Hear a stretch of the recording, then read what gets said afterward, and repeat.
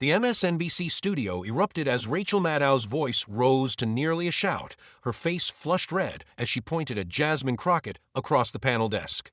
"You're an inexperienced legislator who cares more about Twitter followers than actual governance." The host's trademark composure had completely shattered. But Crockett remained perfectly still, waiting for the tirade to end before delivering 9 words that would destroy Maddow's progressive credibility forever. "Your opinions are sponsored by Pfizer, not principles, Rachel." The studio audience gasped as Maddow's mouth fell open, her quick wit failing her for the first time in her broadcasting career. The confrontation that would expose the corporate capture of progressive media began at what should have been a routine MSNBC town hall on Democratic Party unity.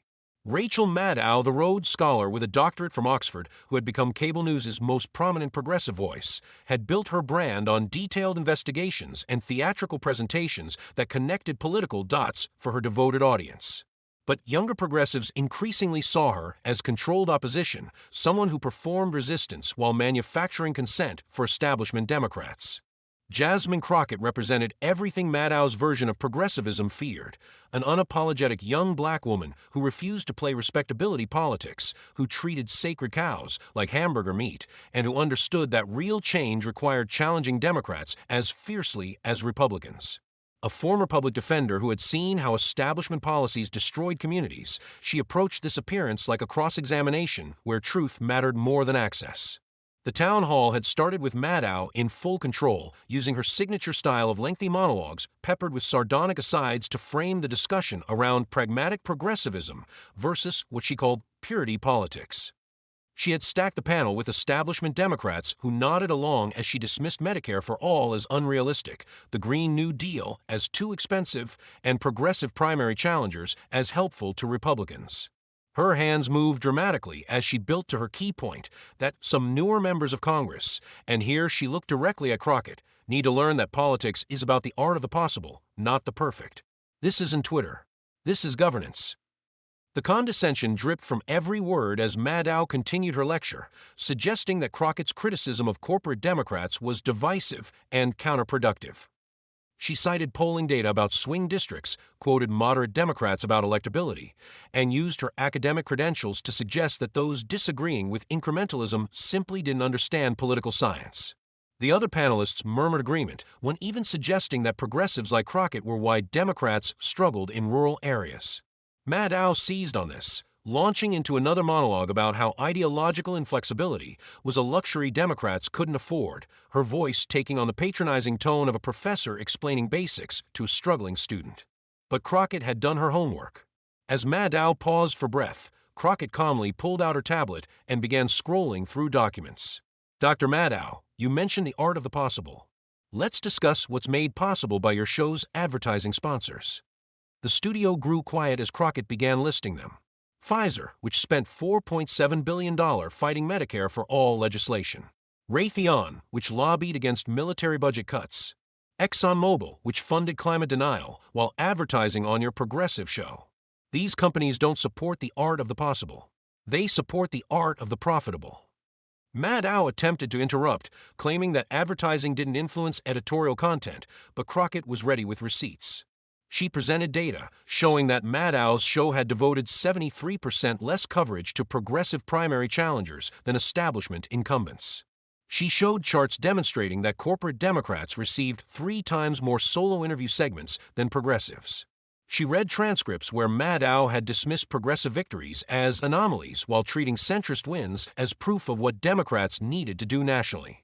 The audience began murmuring as the evidence accumulated, some pulling out phones to fact-check in real time.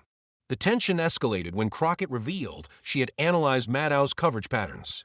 In 2016, you gave Hillary Clinton 93 segments of uncritical coverage while mentioning Bernie Sanders' policy positions in only 12 segments.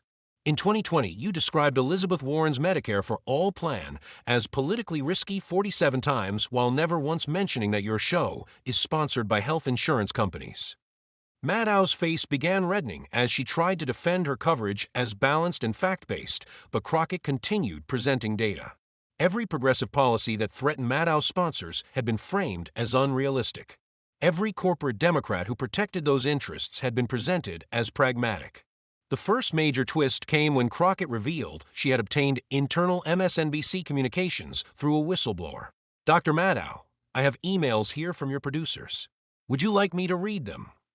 Without waiting for a response, she began reading from her tablet. Quote, "Ensure progressive guests are balanced with pragmatic voices. Limit discussion of sponsor-sensitive topics. Frame policy debates around electability rather than substance. This is from your executive producer, sent to your entire team." The studio audience gasped as Crockett continued reading more damning excerpts. Instructions to avoid booking certain progressive voices because they were too effective at messaging. Directives to frame Medicare for all as divisive during segments sponsored by pharmaceutical companies. Maddow's composure completely shattered. Her voice rose as she accused Crockett of conspiracy theories, of taking emails out of context, of trying to undermine legitimate journalism. But her theatrical style that usually commanded attention now seemed desperate, her dramatic hand gestures looking more like flailing.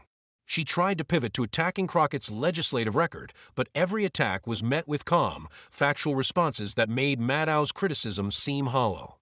When Maddow claimed Crockett hadn't passed significant legislation, Crockett listed her bills on criminal justice reform, voting rights, and corporate accountability, adding, "none of which you've covered," despite claiming to support these issues. The climactic moment arrived when Maddow, now practically screaming, completely lost her professional composure. Her face was bright red, her usually perfect hair disheveled from her aggressive gesturing, as she shouted, "You're an inexperienced legislator who cares more about Twitter followers than actual governance. You're why Democrats lose. You're helping Republicans by attacking real progressives who actually get things done." The studio fell silent, even the other panelists looking shocked at Maddow's complete meltdown. The camera caught audience members recording on their phones, knowing they were witnessing something unprecedented. Crockett waited for complete silence before responding, her voice calm and measured in stark contrast to Maddow's hysteria. "Dr. Maddow, you have a doctorate from Oxford, but you're sponsored by Pfizer.